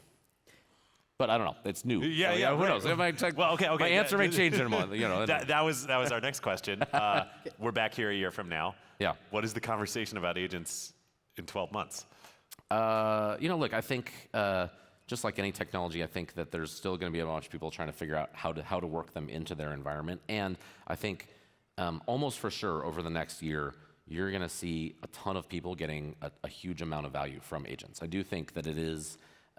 When you kind of look at that value creation, where you think about content summarization, you think about content creation, as opposed to like actually going and accomplishing tasks, like the value to an enterprise is so much bigger for that second thing, because it really explodes out to like not just like summarize what happened, but actually go process my insurance claims. Like that is a totally different unlock for value.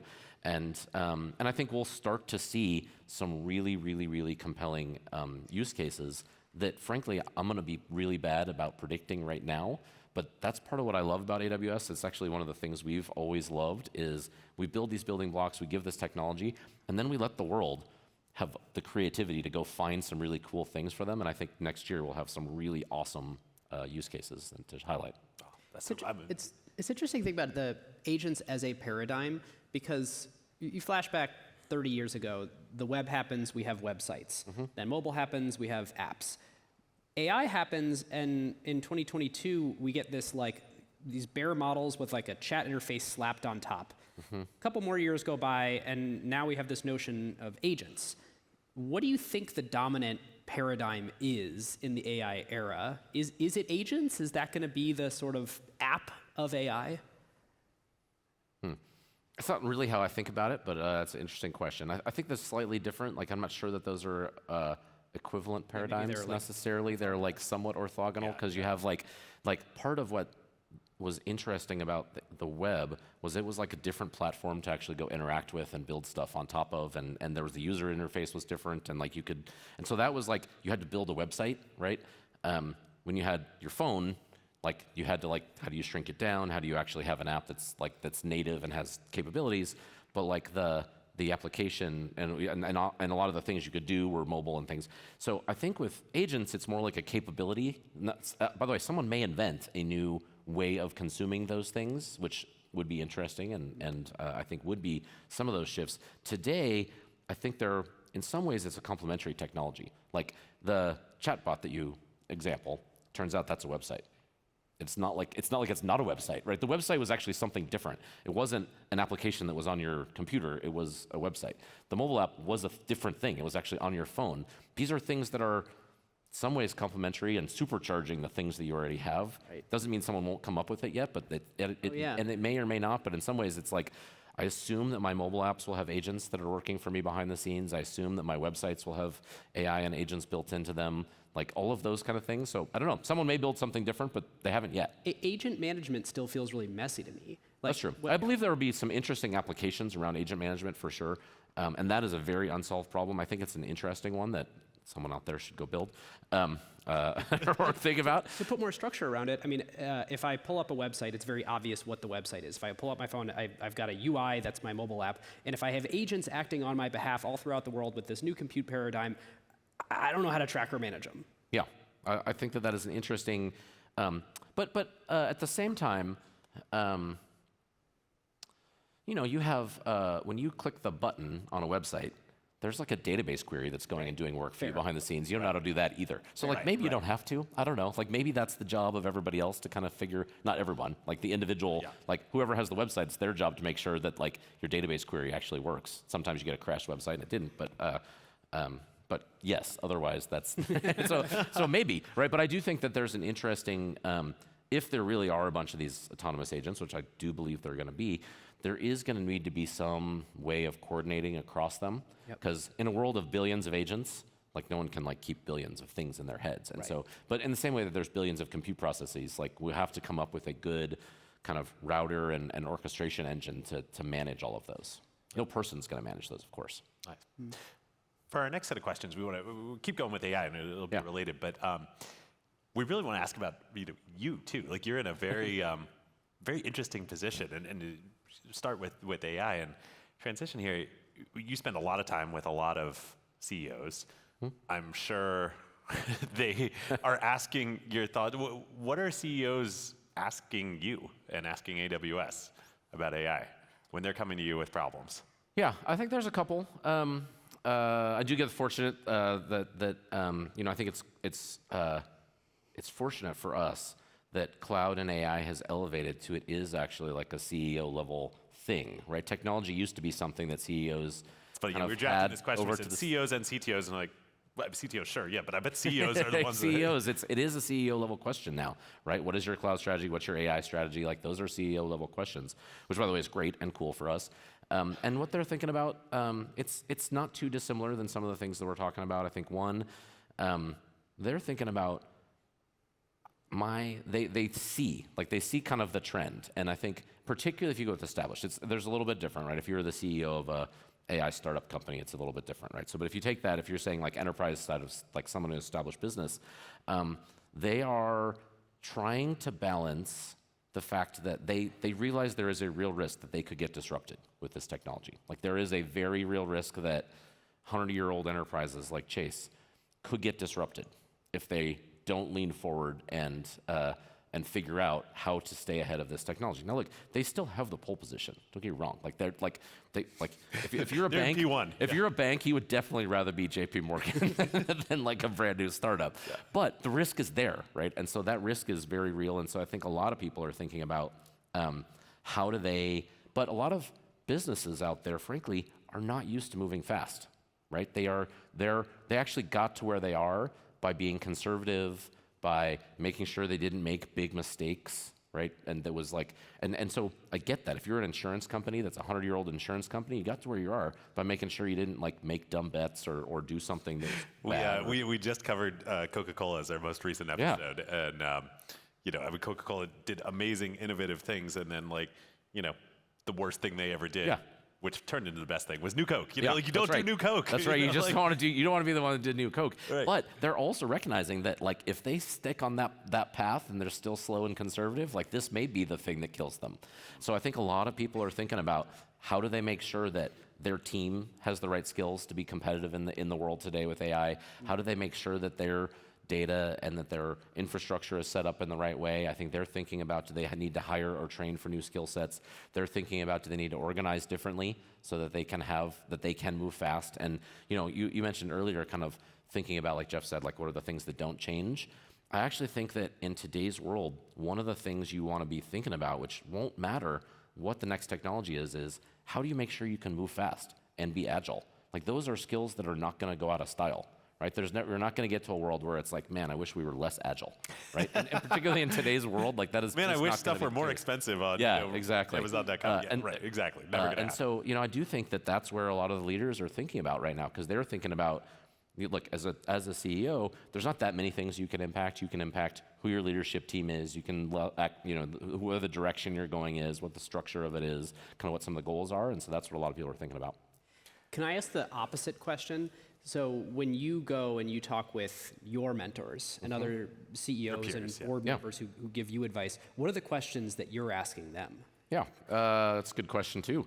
I do a lot of that because I'm only I think it's like year 2 or something of me being a CEO, so I'm still learning. Part of that is, and I think everybody actually, any good CEO is hopefully, or any good leader is hopefully spending a lot of their time learning. So there's a lot that I don't know about. I love just picking up tips on how do you think about leading at scale? How do you think about rapid decision making? How do you think about pushing decision making down to your teams? And I think that's one of the ways that you do real rapid decision making is don't make decisions and get your team enabled to make decisions. But picking up like how to do that and what are the subtle things that you do, what are the areas that you don't do. And by the way, sometimes you get advice and you're like, interesting, I'm not going to do that. I sat down with Jensen, he gave me some good advice and he told me what he did. I'm like, I'm not going to have 70 directs. Like, it's not going to do that. Like, okay, I appreciate that works for you. I'm not going to do that. I think that is, but assimilating all that and then trying to figure out what works for you and your culture and your business, but it's incredibly valuable. And I appreciate every time a CEO or leader is willing to take some time and share what works for them and have that conversation is just so valuable, because kind of assimilating all of those different data points is incredibly helpful, because these jobs are hard and they're fast moving and we all want to do well for our company and our customers and our shareholders, but trying to pick up tips is helpful for sure. I don't know how many folks in the audience know this. We know this. You started as a dev manager. Intern for EC2, right? Yeah. Early days of EC2. I was actually AWS. I interned out of business school in 2005 for Andy Jassy. And when AWS was an internal project, we were building it internally. And I came and I worked on it. And I was like, holy crap, this seems awesome. and I came back basically effectively as the first product manager for AWS. Wow. And EC2 was the first product you worked on? That was actually a year later. So the first year I was at AWS, I was a product manager for all of AWS. Because it was the All of product. AWS. So I was the AWS Okay, product. so I was the AWS AWS. product Actually, it's not true. There was one product. I guess you're still the AWS product manager. There was a product manager for S3, and then I was the rest of AWS. Okay, so. this nullifies my premise then. But Okay, for yeah. audience, where we were going with this is Dave and I met Matt a few years ago when you were leading sales, go-to-market for AWS. That was a different story. Like, it was crazy how I ended up there, too. 'Cause it had been 13 years that I had been leading EC2 at the time. And then one day, Andy came to me and said, hey, do you want to lead sales and marketing? I literally looked at him and I said, I don't know anything about sales and marketing. Well, that was that was the question. Yeah, yeah. It was like you very clearly came out of a product and technology path. Yeah. And I was like, this is the strangest person to be leading sales. And then it kind of occurred to me, this is deliciously Amazonian. Yeah. But like, of course you're the person leading he sales. was. He literally, and it was interesting. And I said, I don't know about sales and marketing. He's like, it's okay. He's like, you know a lot about AWS. I was like, yeah, I do. That's true. He's like, and you can operate at scale. And I was like, well, I've hopefully learned to be able to operate at scale. He's like, you'll pick up the rest of it. It'll be fine. And the teams were awesome. I will say, like, it wouldn't. I don't know that it would work at every company, but the teams were awesome. And I sat down with some of my sales leaders, and I'd be like, can you please explain how commissions work to me? And they could have instantly flipped a bit and been like, nope, like this guy's an idiot.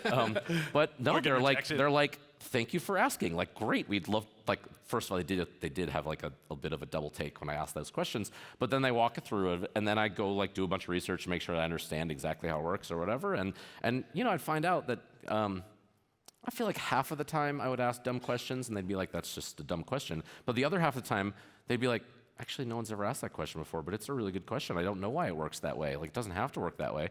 And we would go find something interesting because I didn't actually know how it worked, and just listen to what people said. So. And then you sort of get to build it from first principles too, rather than just it's the way it's done. That's right. How did the sales org start within AWS? I mean, Amazon is not a sales-driven company. Yeah, it was. We're a different kind of sales. Let's put it. No, we had. Call it when I started. I think when I started back full time, we had hired. I can't remember if it was two business development people, and our goal was to our stated goal at the time. We had a lot of hubris back in the day of like what was possible or not, but we assumed that AWS would always just be self-service, and that we would probably never need more than like 10, 20, 30 salespeople. And then it turned out that like enterprises want to talk to a human.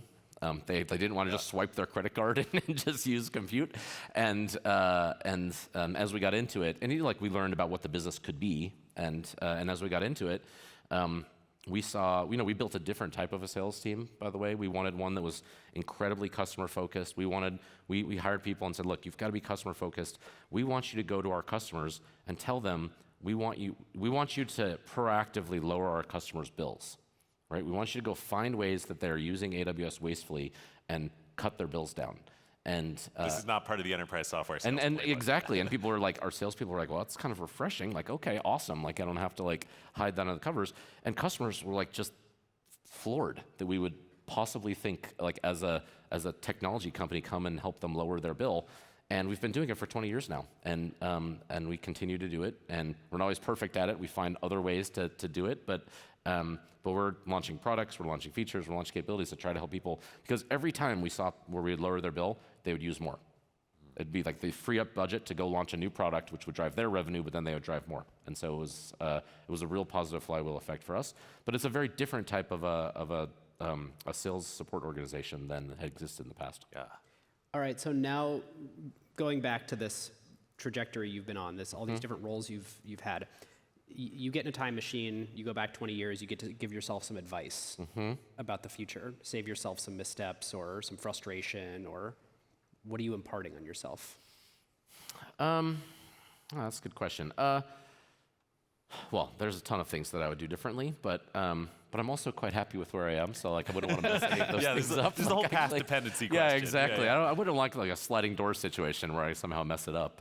But because I do it's like, and I think all of even when we have like the worst times actually, and I'll use this yes, like what I love. If you go to the early days of AWS, we had some like major outages where we took down the internet for 4 days. Wasn't really that bad, but it felt that way internally that's what we were doing. We take it so personally because customers trust us with their operations and their data. And what I've loved to avoided that entirely? Like, yeah, except we learned a ton of really valuable things for that, and our services today are way better because we learned some of those lessons. I wish we had found cheaper, less painful ways to learn those lessons, for sure. But from a business perspective, you know, it's a fun question to ask, and like, it's really hard because a lot of the bad things and bad choices you made, or even bad hires that you made, are such good learning opportunities that if you learn from them, you have to learn from them, by the way. So like, you gotta make sure you don't like to make that mistake again. But I don't know that you could be in the same place, or the products could be in the same place, or the people could be in the same place if you didn't get to have those crappy experiences. I mean, that's always the honest answer. Like, we get asked that question sometimes, and like, we made some really dumb things. We changed the name of the show at one point in time. Like we interrupted the compounding unnecessarily several times. We did some really dumb things, but like, would I change? But but maybe you don't end up with like a pretty fantastic show. Like, who knows? Like, you take the wrong path, and so it's hard to say, right? Particularly when you end up in a pretty good spot. If you end up in a spot that like you're not happy with, and there's lots of things that I would like to be better, by the way. So I think you're, one of the things that's another Amazon kind of mentality is thinking about, like, one of the things we love is our customers are perpetually displeased. Like, they always want more, they always want you to do things differently, which is great. It means there's huge opportunity to always get better, and we take that really seriously. Like, we are never pleased with our performance. We never think that we're never going fast enough. Our operational performance, anything below 100% is not good enough. We always want to drive costs down and performance up. And, and all that being said, I think, we've built a good business and a pretty exciting customer community here. All right, my favorite closing question recently. What's something you've changed your mind on that you used to be really sure of and you're now very sure of the opposite? I have two. Number one, back in 2013, I was really sure that the Seahawks were going to be a dynasty. I thought you might be. This was going to be part of the answer. That did not work out. But we're back. We have a good team again. Yeah. So I know we both live in Seattle. Well, thanks to the San Francisco 49ers quarterback rehabilitation program. Yes, so exactly. You're welcome. Thank you. But in a more serious answer, I will say, like, I remember. I'll get the timing right, but it was wrong. But it was probably 6 or 7 years ago. We had a leadership meeting across Amazon, and I will tell you, one of the things I was absolutely most worried about for the future of AWS and for Amazon was we were charting a path on where we thought the business could be and the growth and the number of SDEs that we thought it was going to take to get there, and we thought the world would not have enough SDEs for us. We were literally like, I'm going to have to hire 1 million SDEs to deliver the code. You're going to have to do the at the rate that we're doing and where we want to get to and whatever. And we're like, the world is not producing SDEs at that rate. And I thought that was going to be our single biggest constraint to growth. And I do not think that today. We still have the need, by the way, for great SDEs, but I actually think the growth in the AI world is going to be ideas. Before, it was like we had way more ideas than we could possibly get to. And I think because you can deliver things so fast, your constraint is going to be great ideas and great things that you want to go after. And I would never have guessed that 10 years ago. Fascinating. Well, that's where we're going to leave it. Awesome. Matt. Cool. All right, thank you guys. Thank you. I really appreciate you doing this for us, so thank you. Oh, our pleasure. Thank you. Great to see you. Thanks a lot.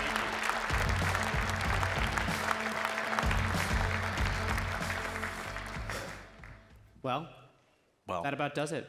We want to thank all of you so much for coming and hanging out with us today. Giving us a couple hours during reInvent, which I know is precious, precious time. Thank you. Big thank you to all of our guests, to Max, to Greg, to Aravind, and especially to Matt, our guest and host. Thank you to Hannah and Nick and Shiri and Michael and Orion and the JPMorgan team and the Amazon teams for months. I mean, there was months of work that went into making this happen. Would not have happened without all of them. And for those of you who are joining the meetup in an hour at 2 p.m., we can't wait to hang out and meet as many acquired listeners as we can. Yes, yes. And finally, huge, huge thank you just to all of AWS and all of JPMorgan. As we've said, they've been incredible partners to us in our journey over the last several years, and I hope to many of you too. We hope you all have a great rest of reInvent, great holidays ahead, and we'll see you next time.